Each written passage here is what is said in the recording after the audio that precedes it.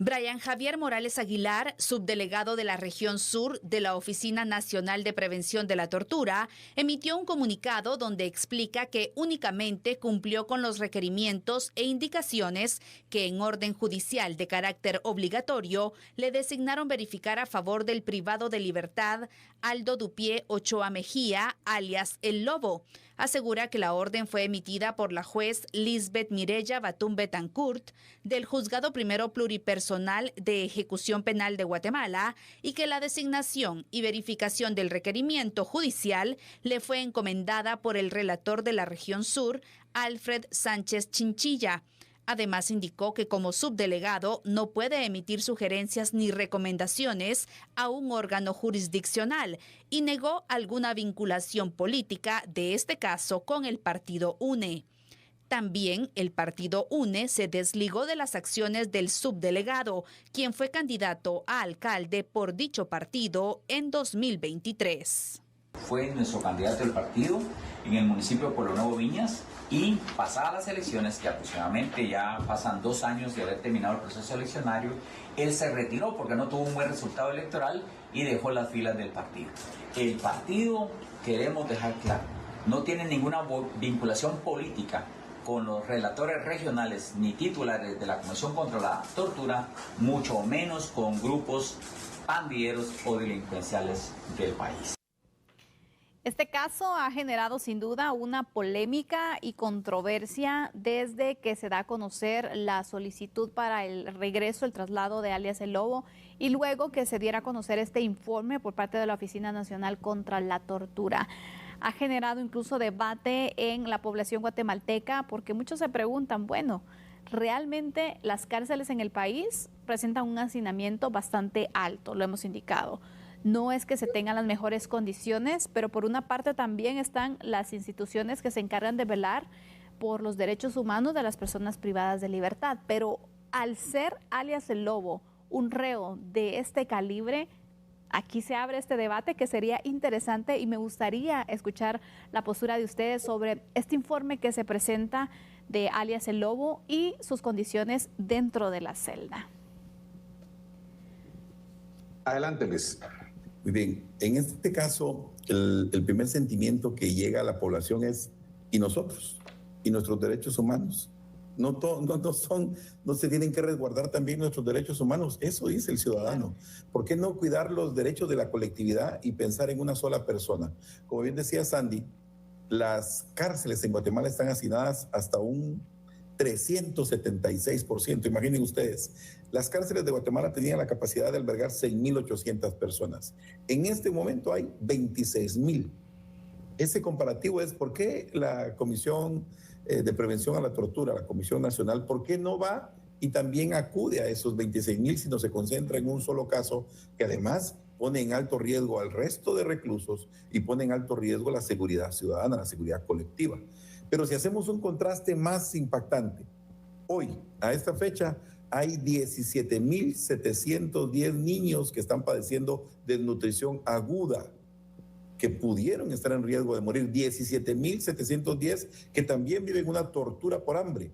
¿Y por qué entonces tenemos que preocuparnos porque está bajando de peso un privado de libertad que ha matado sanguinariamente, que ha hecho daño a familias, a hogares, que ha destruido sistemáticamente el entramado social?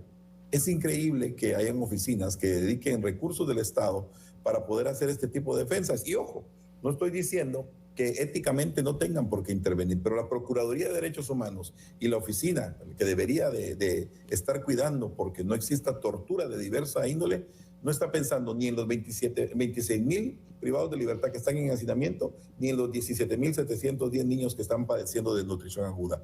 Esos contrastes son los que a la sociedad le causan un choque, una fricción de pensamiento, porque dicen, se está adelgazando, porque dice que la comida no es buena, pero ¿cuántos niños no tienen ni siquiera un par de tamalitos con frijol para comer mañana y hoy se durmió con hambre?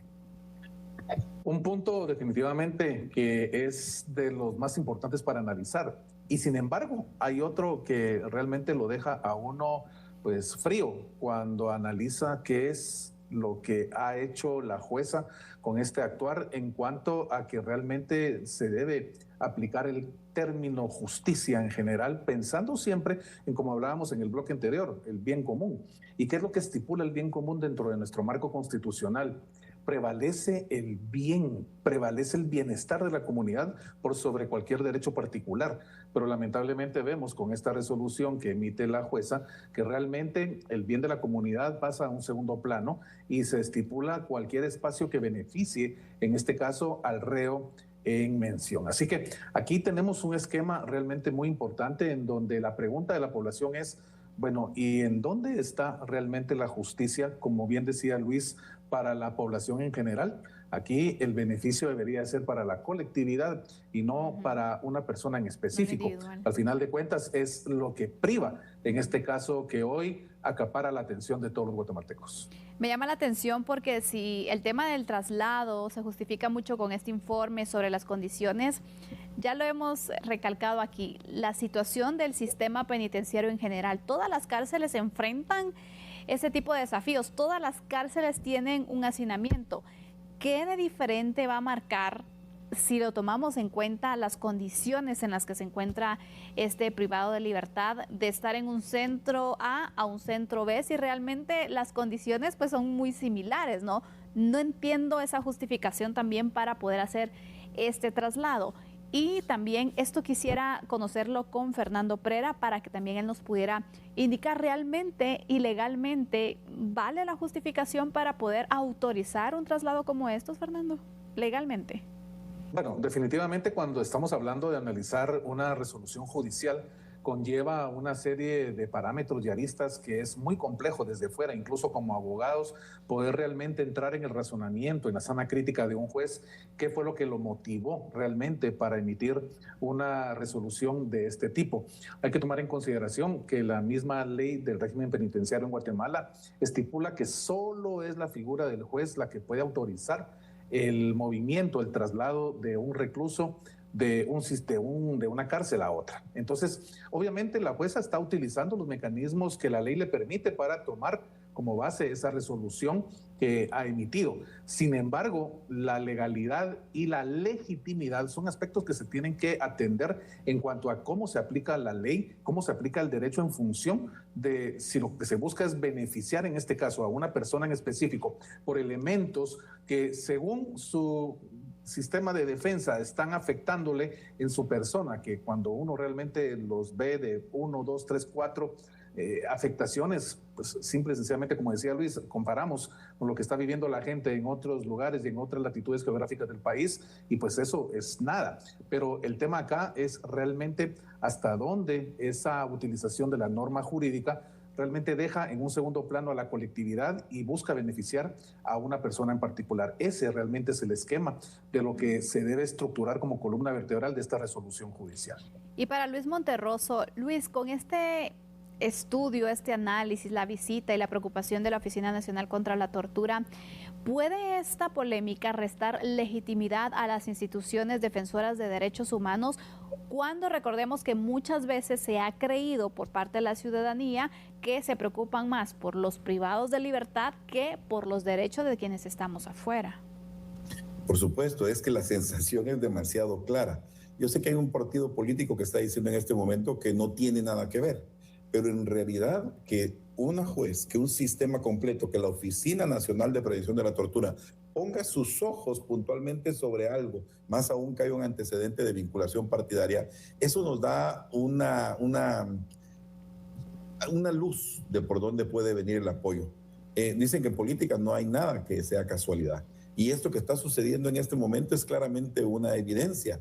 No de repente se mueve todo el sistema de justicia para apoyar y defender a alguien. No de repente se mueve todo el sistema de protección de los derechos humanos para apoyar además a un hombre que indudablemente ha tenido vinculación con violaciones de mujeres, de niñas, con abusos de familia.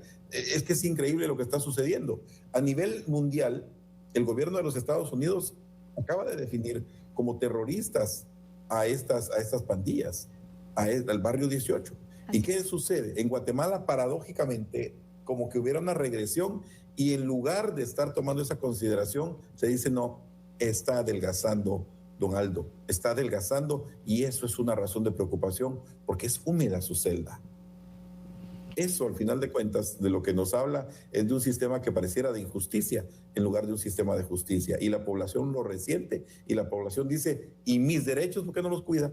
Y mis derechos cuando yo entro a un callejón oscuro y quiero caminar y no me animo a mandar a mi hija a la tienda porque la pueden violar si va a 2 cuadras de la casa. ¿Y dónde están mis derechos cuando de repente le quitan la vida a uno de mis parientes, cuando le disparan impunemente, cuando los choferes de camionetas, cuando los choferes repartidores, a la gente de la basura le están disparando? ¿Dónde están esos defensores de los derechos humanos?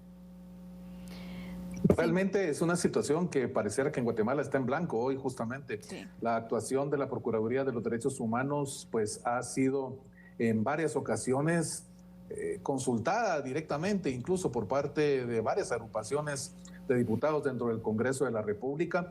No se ha visto mayor actuación por parte del actual procurador, y naturalmente estos ejemplos que Luis estipula pues son parte del día a día que en Guatemala vivimos y que lamentablemente pareciera no tienen quien les defienda ante cualquier circunstancia que afecta el bien jurídico tutelado más importante, que es la vida de los guatemaltecos.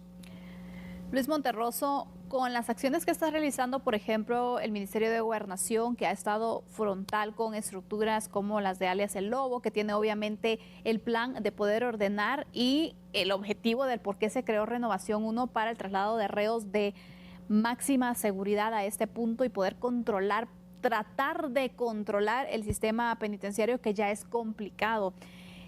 ¿Este tipo de acciones se ven afectadas o cómo pueden ir retrocediendo o bloqueándose con el tipo de respuesta también por parte de la jueza, que dice no, regresa a donde estaba, y prácticamente deja en vano un esfuerzo que estaban realizando? ¿Cómo lo podemos catalogar sobre cómo puede atar de manos a las autoridades de gobernación esto? Como bien decía el licenciado Pereira, como decía Fernando, existe normativa vigente. Ella, la señora juez, está en ley, pero su criterio pareciera que tiene un sesgo claramente definido. El sistema penitenciario interpone un proceso para evitar que se dé ese traslado, porque sabe perfectamente que si llega a la condición que está planteando la jueza le mete en un aprieto mayor, porque entonces el control carcelario se vuelve todavía mucho más complejo de lo que tiene. Al final aquí vemos claramente que existe una definición heroica, si queremos, de un sistema penitenciario que está diciendo no hagan eso, por la misma desesperación. Y vemos que hay cierta actitud de villano en alguien que dice no, muévanlo, pobrecito, está fregado, tiene llagas, está adelgazando. Y entonces el poblador pierde confianza en el sistema de justicia, pero al final de cuentas las autoridades tienen que continuar con este esfuerzo. Así tengan un revés y otro revés y uno más, el Ministerio de Gobernación tiene que continuar porque debe de proteger. La protección global, la colectiva, la debe proteger. Y es lo que le toca. Si hay jueces que se estén oponiendo al sistema de justicia, perdón, en este caso al Ministerio de Gobernación, le corresponde defender y decir, si me lo ponen en aquella cárcel, me va a meter en un aprieto gravísimo y ponen en riesgo la vida de los privados de libertad y ponen la posibilidad de fuga y ponen en riesgo la vida de otras personas. Le toca continuar en ese esfuerzo porque es una obligación importante, pero además ya se vio que pudo frenar en algún momento ese traslado que se estaba esperando, y algo que va dejando un precedente social de confianza, es decir, es que por lo menos metieron el proceso, por lo menos hicieron el esfuerzo y pueden tener éxito en algún momento en evitar que se den estas, a los ojos de la población, injusticias. Gracias. Sí, y es que efectivamente ese recurso de apelación obviamente está pendiente de que se resuelva. Así y esperemos tener esa solución lo antes posible. Por supuesto, estaremos analizándolo aquí en A la Medida. De momento cerramos así el análisis. Agradecemos a Luis Monterroso por acompañarnos en este espacio, hacer un tiempo también para poder acompañarnos con estos elementos que sin duda son importantes en esos dos temas que hoy destacan de la agenda nacional. Gracias, Luis Monterroso, por acompañarnos. Y por supuesto me despido de Fernando Pereira. Fernando, qué gusto verte y poder compartir contigo de esta forma por medio de la virtualidad, pero esperamos pronto tenerte aquí en el set principal. Estimada Sandy, muchas gracias de verdad por tus buenos deseos, y por supuesto, Luis, gracias por tu espacio, porque eres bienvenido siempre en A la Medida. Gracias, amigo y amiga televidente. La invitación, como siempre, no cambie, porque regresa Sandy Monroy con la información del mundo.